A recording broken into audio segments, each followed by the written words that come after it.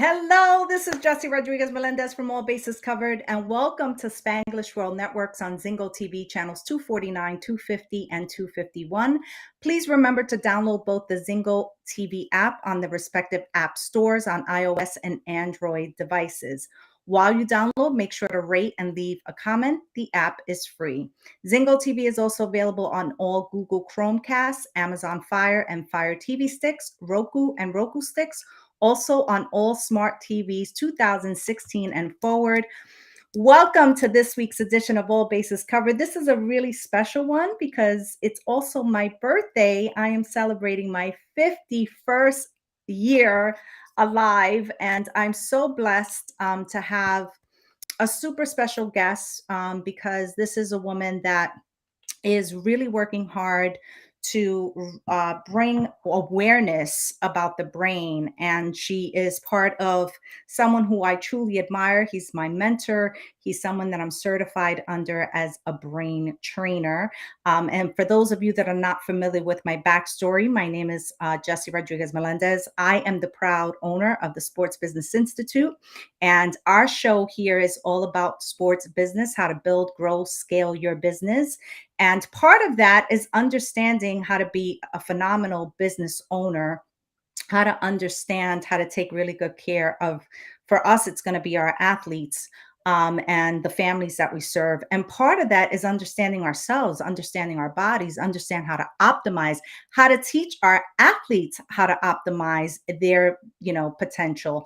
And so tonight joining me is going to be the person that's responsible for taking care of all of the back end of what's happening with the brain training certification with Dr. Amen.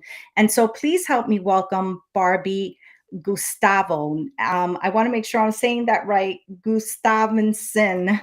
Barbie, please welcome her to the show. Barbie, thank you so much for being here with us tonight. I am so super excited about having you on because for besides talking about sports business, one of the things that fascinates me and that I absolutely love to talk about is the brain. And that's why when I encountered Dr. Amen's program, I was just so blessed by it. It came at a time when I was really trying to understand specifically what was going on with athletes and why some perform better than others and why we have this challenge, especially in the culture that we're living in now. And so I discovered Dr. Amen's program and immediately knew that I wanted to be a certified brain trainer. And through what I offer my sports coaches and working with them, part of that is me equipping them so that then they know how to go out and serve our athletes. And so welcome to the show. Please say your last name for me because I want to make sure that I'm pronouncing it properly. Absolutely. First of all, happy birthday, Jessie. It's an honor to be here. I will give you a little trick to my last name you'll never forget after I tell you. And honestly, I had to learn it because I went from the maiden name Valentine, like the holiday, to my name. So it's pronounced Gustavson. It's Swedish. So think of the phrase gust of wind, and you trade the wind for the sun, Gustavson. I Isn't love that it. easy? Wonderful. I love that. Gustafson. And it's pretty. It's very pretty when you say it. Well, it took a lot of practice. I bet. And so, Barbara, why don't you go ahead and just introduce yourself a little bit and tell our audience, give them your background with Dr. Amen. Yes, and so it's actually a journey I never imagined that I would be on. Actually, I feel like I stumbled upon it, or we just kind of met at this crossroads. I was a government contractor near DC for years, and I worked on a missile program supporting Naval Air Systems Command. And honestly, it was a great job. I loved it, great pay, but a missile program, and my one of my biggest core values is peace and harmony, and it's just one of those things that you're it was a cool job. But I did that for about 11 years before I started supporting the Marine Corps. And at the time of my mother's death, I it was probably the first time I started taking a look at my life to see, did it really matter? Was I making a difference? And what I was doing, while it was a great job, it didn't give me the sense of meaning and purpose I think I was longing for. Mm, And I took a year off to homeschool my youngest son who was struggling in school. And I was not one of those moms who wanted to homeschool. Like I tell you, I was, digging my heels, but we were at our wits' end. But it ended up being one of the most rewarding times, just bonding with my son. Me being a struggling learner in school, I was fearful that I would mess them up. We ended up closing the learning cap for him. And I just started discovering strength and skills I didn't know I had. So I ended up taking a different direction when I did go back to work. It wasn't to the original job, but I started exploring what are my strengths, my hidden strengths that I didn't know I have. And it led me to going through a coaching certification, leadership and training certification. I did not plan to have a business. I'm a recovering type A and like to have everything laid out, but I feel like I was really drawn to that because of the community of people. And I just needed people in my life to help support me. I was also caregiving for my father, who is now in later stages of Huntington's disease. mm, And I didn't have boundaries. And so I just really feel like I was led to this journey. And about 5 years into the leadership training, I just felt like for myself, I was struggling with speaking. I was struggling with my memory. My anxiety was sky high. And I was really looking at my attitude, but it seemed like my confidence wasn't growing. And what I realized was perhaps there was something else going on that I didn't know. And I actually picked up the book, Change Your Brain, Change Your Life, back in 2015. Very first time I heard of Dr. Amen. And in that book described some of the very symptoms I was having. And I realized that I could have been struggling with some post-traumatic disorder from some early childhood trauma, uh, mm, with my memory. Perhaps there was something going on I didn't know. When I was 19, I was in a riding accident where I broke my back. Even though I hit my head, I never lost consciousness, but no one ever thought mm, to look. But when I returned to college that year, I had extreme ringing in my ears, so foggy headed, I ended up dropping out of college. And as I got older, those symptoms not only persisted, but they got worse. So I really began wondering, what's going on here? mm, And two of my mentors the same year came down with life-threatening brain health issues. One had a tumor in his prefrontal cortex, the other had a life-threatening brain infection. Thankfully, they're both doing really well today. During that time, I noticed the impact it had on so many people, the organization that they led. And it occurred to me, mindset's important, but it's so important to safeguard our brain health too, because without a strong brain, we don't have a strong person, we don't have a strong organization, and we don't have a strong community, that we want. So we have that ripple effect. No matter what condition our health is, it impacts. So I began to look at my own life. What can I do for my own brain? And I decided to have it scanned back in 2017. And it revealed that there were three mild injuries. And for me, it was a relief because it wasn't my imagination. I was having these challenges. And I became just kind of a crazy woman and started going through my own brain rehabilitation. But it really showed me a different way of looking at mental health, mindset, relationships, living goals, decision making. And so that's kind of where it all started. And eventually, Dr. Amen and I caught up and we talked about what if there was a way that we could educate people in organizations, churches, schools, anywhere where people gather that were non clinical, and teach them in a way that we're not confusing them or fire hosing with brain health, but we're able to explain it in an easy way. Because I tell you, with learning challenges at school, I mm, my IQ, it's not way up there, but the thing is, you don't have to be a rocket scientist to understand how your brain operates. And there's easy ways that we can optimize it.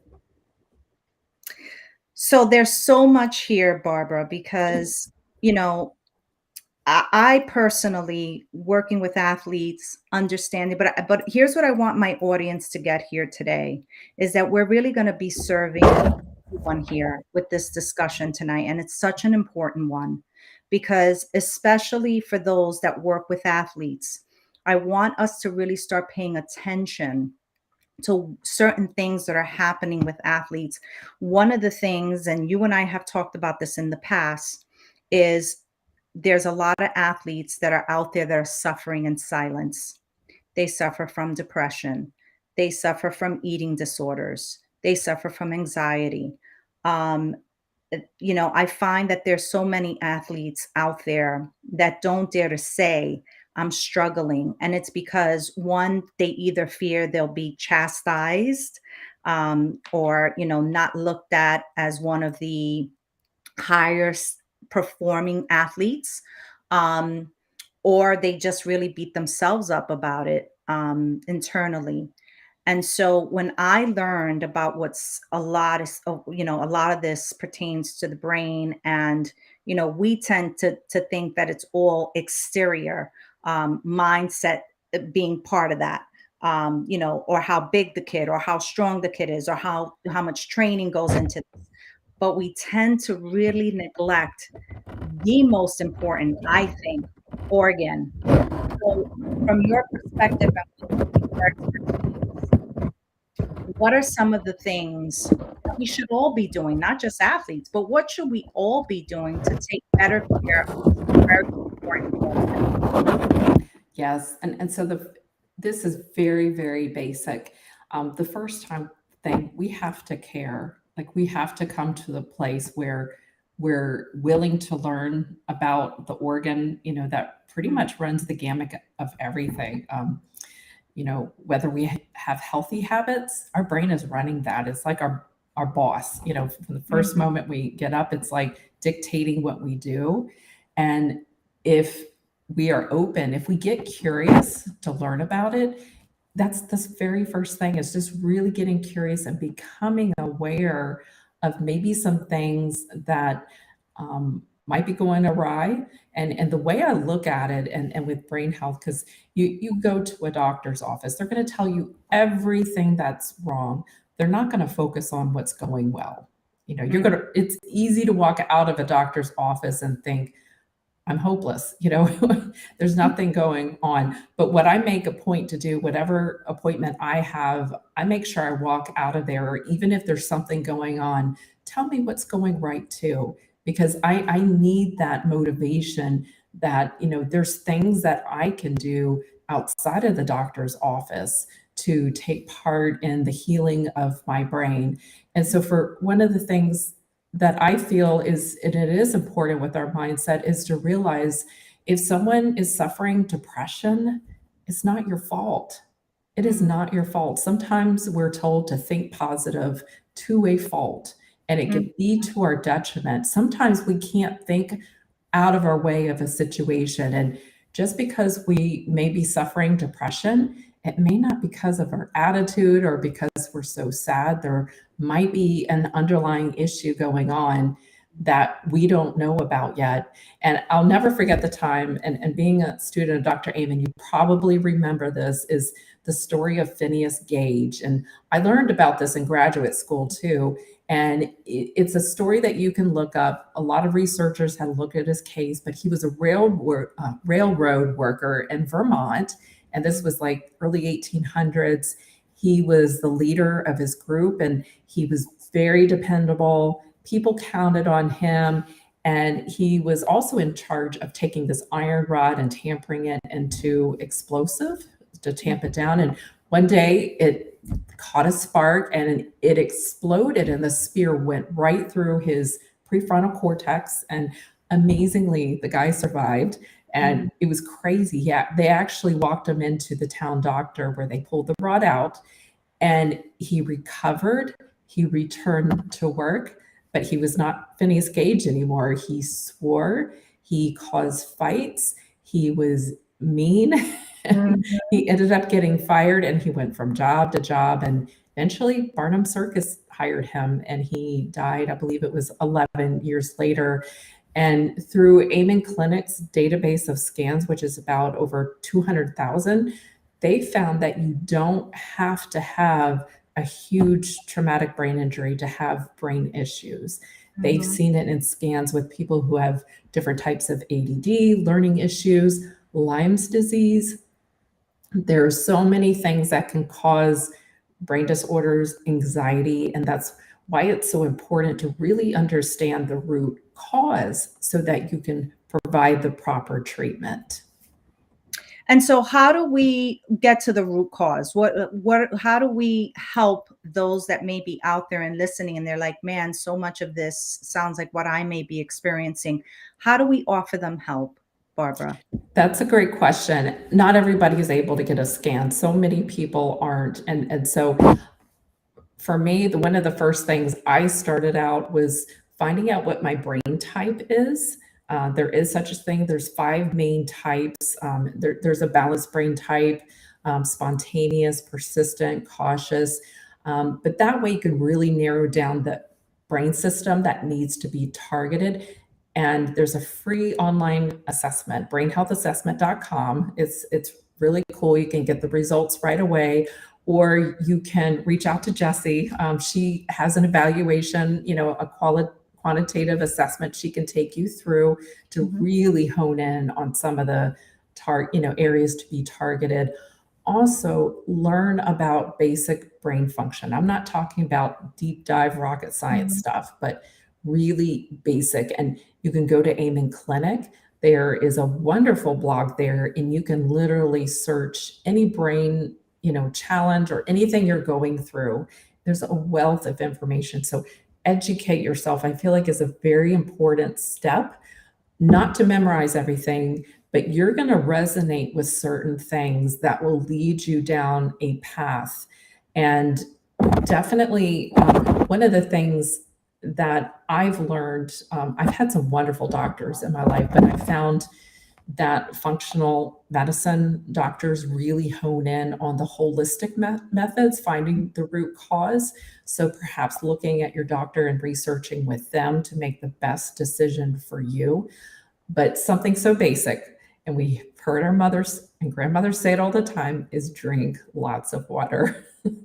It really, because our brain is 80% water, 20% fat, so it needs them both.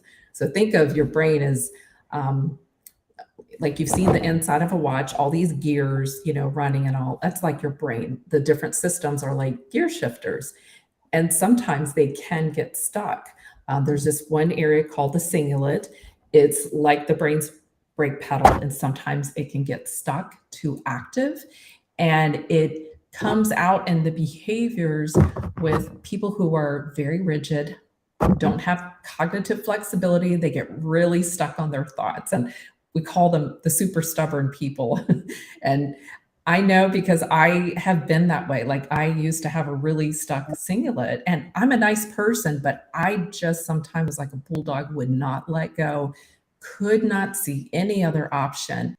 But it was because my brain couldn't. It was literally stuck in that gear. So I've learned to give myself and other people compassion because we tend to think they're just being difficult for no reason. Yeah, and so a lot of times when I am, and now I'm going to go back to talking about athletes. What I generally will tell a lot of parents, consider things they're not doing. So consider, you know, are they getting enough hours of sleep? Right? So are they not sleeping enough? You know, uh, again, how much water are they drinking? What is their diet like? What kind of music are they listening to? Right? Because athletes tend to, they want to put those headphones on and everything's blasting all the time because that's the way they feel like they get geared up for their training or their games. And it's those small things that oftentimes we don't think about. Well, think about everything else, including, what's the mindset like, and how much, meditation are they getting, and that kind of thing. But we sometimes, really forget to look at the very small things that are making the biggest impact often. And so, if we were to, especially again with an athlete, if we were to give them some tips to help them get on a healthier course to take better care of their brains, what are some of the simple things they can start to implement? Yeah, so often, and I'm just thinking back when I was a teenager, if my parents were to ask me to make a big change to do something, I would Right. probably want to do the opposite. Um, I I really love tiny steps, like not changing everything in your life, but just trying out one simple thing for 2 weeks and seeing how you do. So, try out, drinking the right amount of water and quality water for two Mhm. weeks, or try going to bed 20 minutes, 30 minutes earlier, Mm. and just notice if you have a difference in that. Try turning off the media 30 Mm. minutes early before you go to bed, because for me, what impacts my sleep the most, I might be doing the right things for my brain, but if I'm not training my brain to shut down at night, my Mhm. brain thinks it's daytime, so it's not going to go to sleep. It's like, oh, let's stay up longer. Mm. I'm a night owl. So I have to really coax it. And there's something called brain priming. It's like getting ready to get ready to go bed. And Mm. it really, it's kind of like a toddler. You have to think of a toddler, you give it a bath, read a really sweet book, just kind of calm them down. Sometimes drink warm milk, and then has a good night's sleep. We kind of have to do that with our own brain. We have to like lead it and help it understand. Otherwise, it's really going to be like a bunch of squirrels and monkeys and doing its own thing. And if we have habits that way, it's going to not want to get rid of those habits, because often we get a dopamine rush from those things, which is very motivating chemical, and it motivates us to keep going and doing things. So I just recommend just tiny, tiny incremental steps, and telling your brain, talking to your brain. That seems kind of weird, but Wow. there's an amazing book. You've probably read it. Your brain is always listening. So think about, we, our body, even the cells in our body and our brain recognize our own voice, our own thoughts, Mm. and we are either telling, thinking of what we need to do or telling it to do. And so really becoming aware of what we're saying to ourselves and deciding, does that really match the habit I want to create or the goal that I want to achieve? And often we'll find that it doesn't match. And it creates this kind of like I call it an inner rebellion in our heads. It's like a resistance that we create inside of us. And it makes it really hard to break a pattern. So, really becoming aligned, more aligned with your thoughts and your actions. Yeah, I love that. How young should we really start teaching kids about their brains? I don't think I mean, I think right away, and I really Right. believe it begins with the parents, because when Mhm. kids are young, especially those first years, those development years, they're soaking in everything. And Mhm. their brains are not fully formed. And they say until age 25, the average people, usually in females, and sad, sorry guys, older, a little Yeah, bit older for guys. yeah. Um, the science is there.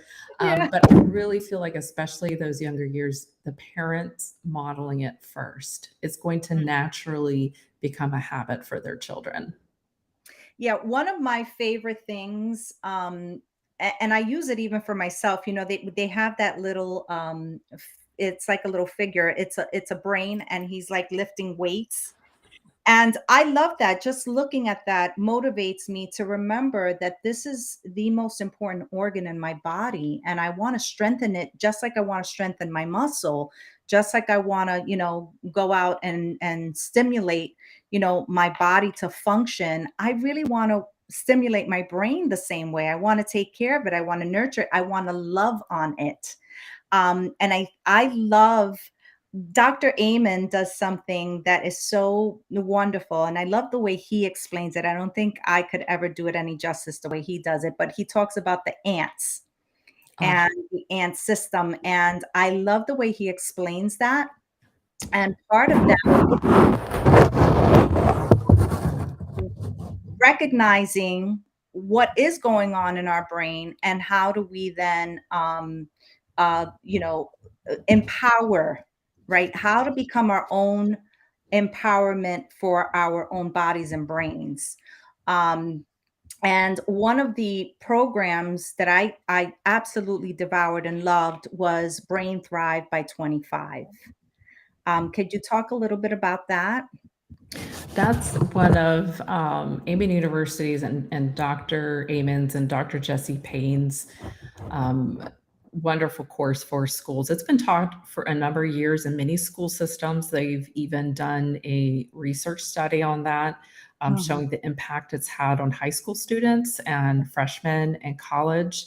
It's phenomenal. And it's such an empowering way to talk about brain health, but they really use um, it's really designed to help them with relationships, with their mental health, but they really kind of go in a back door. They take a heavy subject and they make it fun. There's mhm, activities.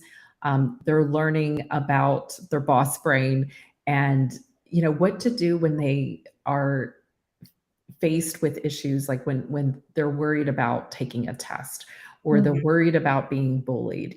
What's something that they can do and take control of their own neurology and how to advocate for themselves and how to also be the leaders in their schools, how to recognize, when somebody's nervous system may be on high alert, what can they do to step in to help and support that person? So it really is like so many things that we learn, change and transformation starts with us.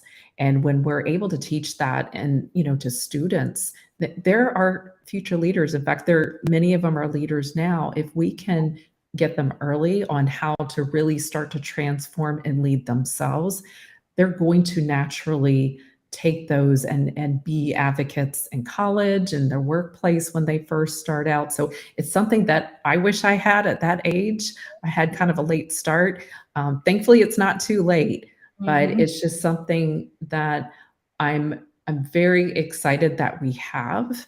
And right now, especially with the changes in the school system and the pressures on the teachers, mhm, this is a tool to really help them create a different kind of conversation around mental health. Keep doing what you're doing, but also include the brain because it's something that fits together. When you think of the brain is the house that the mind lives in. mhm. And once you are seeing that, it's like a whole paradigm shift. You see things differently. So you're going to try new things that get different kinds of results. And it's one of those things that it's not a quick fix. It's just not. And sadly, sometimes people try a tool and they give up. They're like, oh, this didn't work for me. But the key is, the brain through neuroplasticity, it can be repatterned and thought, but it takes repetition, takes patience. But it's one of those things like with the ant exercise you were talking about. Once the brain gets it, it starts to see it as safe Mm, and it starts to want that repetition. Normally doesn't like the comfort, getting out of the comfort zone. It likes safe and predictable, even if it's not good for you. But when you introduce a new pattern and hit the repeat and keep doing it, it's going to want more of that. and so for someone like myself who is, a woman in her, early 50s, runs a business, works with, mostly men and athletes and that kind of thing. Um, but taking care of my brain is going to be very different, right, than let's say my male counterpart. Is that true? In my opinion, it is, and here's why. First of all, 50s are fabulous. I'm in the club right with you. I say it's different because often women are the nurturers. They Mm, are taking care of everyone around them. And often we put ourselves last, even though we need to put on that mask first. We just are so focused on helping others that we forget to put ourselves in the equation too. So what I have to do, because I still have to remind myself, even with all the tools, I have a very strong support system. And I have certain people that call me out when I don't care for myself. And the idea is choose you too. It doesn't have to be either or. You're not dropping responsibility, but choose you too. You being at your best it's not selfish. And if you think it is, well, it's okay to be selfish if you're taking care of yourself. I really had to almost trick my brain into realizing that self-care is really my health care. It's a non-negotiable. It's not a bubble bath. It can be, but it's important. I have to draw that line. And I decided, even though I'm crazy busy, I'm in grad school, I've got my own business going on too. Once a month, I get away on my own little retreat, just me, myself, and me. I love that. The time to renew. And it started about 8 years ago when my youngest son was going through some emotional trauma. And it was a way for me, because I was in a caretaking position for him. And I just had to get away, but it turned into such a renewal space. And it's always inconvenient, not easy, but I just decided to schedule it and do it. And I've never regretted it. I love that. And you just said something, and that's why I thought I wanted to mention on the show. And if anyone has any questions, please feel free. We'll be more than happy to answer some questions here tonight. But you said something that also again resonated with me. I'm also my mom's caretaker, who's now in the beginning stages of onset dementia, and it's so hard to watch those that we love so dearly challenged with their memory. And so one of the things that I have vowed is that you know, obviously I now know that potentially, right, this is now in my bloodline. And so how do I prevent this from happening to me? And I'm sure there's others that are experiencing or going through this, and they're probably questioning the same thing. How do I prevent this from happening to me? And so thank God I have the tools that I've learned through Dr. Amen and, through the studies that we now, have with him. But one of the big things that I started to do since encountering Dr. Amen and his teachings is the supplement line. I'm really learning, well, what's good for my brain and what fits for, my need. Yes. And so we also have that to think about, that there's supplements that we can absolutely take to help strengthen the brain, right? Yes. Yeah. Absolutely. And with the Bright Minds teaching that you do, there's 11 risk factors, and Amen Clinic has put it in a beautiful, easy to remember way called Bright Mhm. Minds. It talks about blood flow, Yeah. retirement, aging. There's a whole list of things. And what you're teaching, Jesse, is really helping people be proactive with their brain so Right. it doesn't lead to certain things that we're susceptible to. Because once it's one of those things that trouble typically starts in the brain before you even start to have symptoms, which is really scary. That's why they've been able to trace people back and who have, when they were first diagnosed with Alzheimer, dementia. Mm. Oftentimes, when they trace back, they could have seen symptoms as early as late 20s and 30s. So the brain is really resilient, and often when it starts having symptoms, things are more progressed. Mm. And so it's one of those things, being proactive, again, tiny steps, because we don't want it to be a one and done thing. We want it to be lasting, and we want to be able to be there for our loved ones. And having understanding what your motivation to do this, I feel like, is another important step, because if we don't have a strong why to do it, we won't follow through. Like my why, I don't have grandkids yet, but I hope to. My Mhm. why is I want to be here and I want to play on the floor with my grandkids one Mhm. day. Yeah, for sure. And now I'm going to say the counterpart to that. So the other thing we want to avoid is what I've watched sadly, too often. Um, like in my case, I want to do the right thing and take the right things to prevent that from happening. I've watched a lot of young people and athletes turn to drugs and alcohol because they're trying to calm the feelings and the thoughts and the things that they have going on, and that breaks me. And Yeah. so one of the biggest reasons I decided to become a certified brain trainer was specifically for that reason. How can I help more athletes accomplish learning more about their brains, how to take better care of it, how to, after they've had a concussion, my God, so many of them don't even know what are some of the symptoms that they should be looking for, or their loved ones, because what I find is that oftentimes they don't even recognize that there's certain things. um and so what are some of the things that we should be looking for that are signs? Well, think about, I mean, even tracing back to when you're little, was there a time you fell off a bike?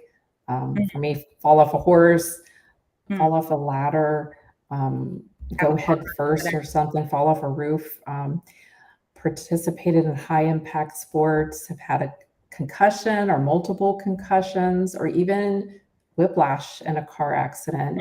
And Mhm. these are things that you can be knocked unconscious, but you don't have to be knocked unconscious to have a brain injury that they found. Mhm. And it's any of those things that we typically don't think about because we're so resilient. We tend to bounce back really quickly.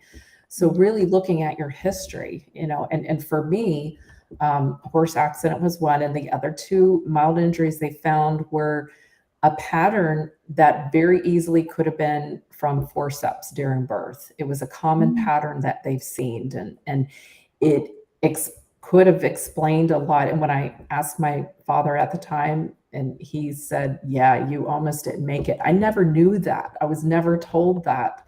And Mm. it explained some of the learning challenges that I had in school. So things I never thought about.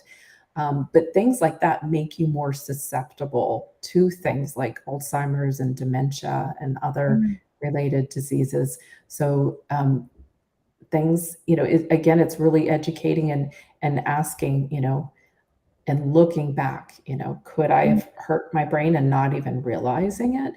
And sometimes it's related to a virus like Mm. Lyme's disease. Some people have been misdiagnosed with schizophrenia, but when they look at the brain, it was actually Lyme's disease. Wow. So just knowing that things like anxiety and other disorders at a surface, it Mm. may look like it's being caused by one thing, but unless you look, you really wouldn't know. Yeah, and oftentimes what I'll tell, especially the parents or the coaches, is look for certain things that are out of the norm for your athlete. So if they're Mm, withdrawn, if they're, if they're not really, if they're acting and their behaviors and the things that they're saying and doing are not conducive with who they generally are. Like yes. those are all things that we should be looking for. Those are some of the tips, the things that should be tipping us off. Is there something deeper to what's happening with them than us just thinking that they're being a brat? Yes, or they're just being a typical teen with Right. hormones, and that can happen, I will tell you. Right, right. But sometimes I think we kind of go through it, as a mom, I go through this. Is that like typical or is that Mhm. something not typical? And I know with one of my sons and Amen Clinic, they've been able to subtype, a- you know, 7 different types of ADD, and they're all a little bit different. And I have 3 of the subtypes.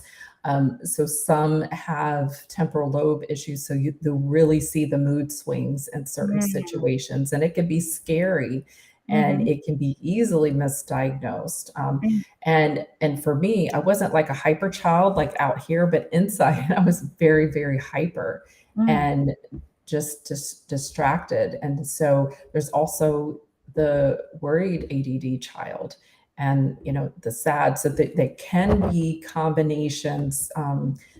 where the basal ganglia is affected. Mm-hmm. And so really understanding, like, a mother knows their child more than anything. Mm-hmm. And when something is significantly off, it could be due to a social issue, it could be something underlying. But I think one of the most important thing is really having a connection, a bond with your child as best as you can.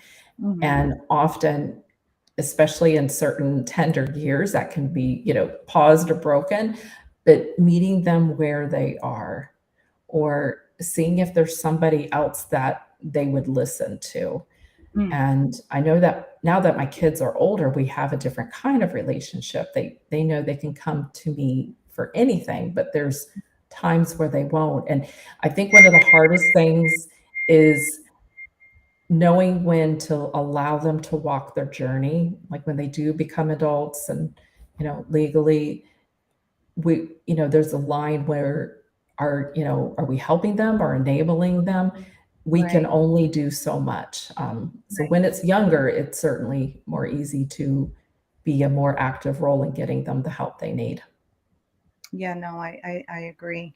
Um, Again, when I think of protecting my brain, I think there's that misconception again, mindset versus the actual organ. And so two very distinct things. And so much emphasis is always put on the mindset that we sometimes often overlook the organ itself. So as a recap, I just wanted to sort of remind those that are out there and they want to know, how do I take really good care of my brain? So some of the things we said was watch how much water you're drinking, watch, be mindful of your sleep patterns and how many hours of sleep you're getting. Um, Again, what we're eating obviously is also a big part of how we're taking care of our brains. The supplements that we're taking or not taking, and which ones should we be taking, are also a big part of this. But relationships too, right, Barbara, are really Mhm. important to brain Absolutely. function. And longevity too. There's a really interesting study. You can Google it. It was done in the little town of Rosetta, Pennsylvania in the 1940s. It was a private study, but it was funded by the government. And what they found was this little town of Rosetta was one of the healthiest towns in America. Mm, Didn't have the heart disease or anything like that. So they went in to find out why, and they expected that it would be a town of where people would exercise, super healthy, but it was not true. Like, they drank, they smoked. But what they found was it was a little group of immigrants from Italy, and they had the strongest social connection. Like, the neighbors could count on each other for everything. They shared food. They just had this amazing relationship. And sadly, over time, they became very Americanized, and their heart disease went up. But mm, there's a lot of studies out there showing how much our social connections impact our health, our brain health too. And mm. so it's very vital that we have healthy social connections, and to really examine, who are the people around me, and do they support my habits that I'm trying to build? Because we tend to be influenced by the five closest people around us. And so looking at who might be a barrier to my success, and really taking a hard look at that. And it might require some crucial conversations and some uncomfortable decisions made, but it's really vital that we have the support that we need, especially nowadays. And so could you just remind us again, Barbara, of the website that everyone can go to have their the brain assessment that you Yes, brainhealthassessment.com. And what it'll do, based on your answers, it will suggest some supplementation. Mhm. You will probably recognize a lot of those, which are available anywhere, but Brain MD does have a line that is geared specifically towards the brain systems. Yeah, and I certainly can provide some cool coupons for anyone that might be interested in Yay. those um, for Brain MD. And so, any last words of tips or encouragement or words of wisdom that you can share for those, not just athletes, but just are for all of us in general that are wanting to take better care of our brains? Change again starts with us. It's one of the things that probably for me has changed my life. I know that sounds very cliche. Um, Having Huntington's disease in our family, which typically accompanies psychotic issues, typically accompany that. I lost my sister to it earlier this year. Just really understanding how the brain impacts our habits is the for me has been a critical step, and it can really change the way that you view your community, including those who have made really bad decisions. And I'm not making excuses for anyone because I believe we need to hold ourselves accountable, but understanding that when we do those changes, we have an impact on those closest to us. We're not just helping ourselves, we're helping our children, our children's children. It's different generations that we can impact. And so I'm just so very honored to share this at this stage of my life. I love it. And we're so lucky to have those of you that are wanting to learn about this. So thank you for the work that you're doing. I want to also, of course, thank Dr. Amen for the huge amount of work that he put into having more people learn about this very important organ. And so, Barbara, you've been a wonderful guest. Thank you so much for being here with me tonight. I want to say, I hope that this has helped many of us all fall in love with our brains because they're just so magnificent and they're truly the core of everything that we do. And so, Barbara, thank you for all the knowledge that you've shared here tonight. I look forward to having you again as a guest. Yeah. We'll dive deeper into some of these really important issues. And so this show can also be heard on Spanglish Radio Network. Please check out spanglishworld.ca for all the news and programming. Spanglish World, watch it, hear it, read it, download it, live it. Make each day amazing on purpose, and remember to always stay unbeatable. I will see you next week for another edition of All Bases Covered. Have a wonderful night.